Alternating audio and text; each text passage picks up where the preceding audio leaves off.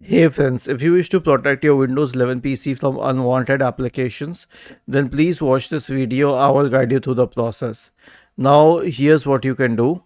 First of all, search for Windows Security in the Windows search bar and go to Windows Security, and then go to App and Browser Control on the list on the left hand side. There's something called as Reputation Backed Protection on the list on the right hand side. It is turned off by default, but if you want to make your system secure from unwanted apps, simply click on turn on. Okay, go to reputation based protection settings and turn off on all of these switches as well for check apps and files, smart screen for edge, and phishing protection. Was this helpful? If yes, then please subscribe to the channel. If not, then let us know in the comment section of the video on how we could help you further. Thank you for watching this video and have a nice day.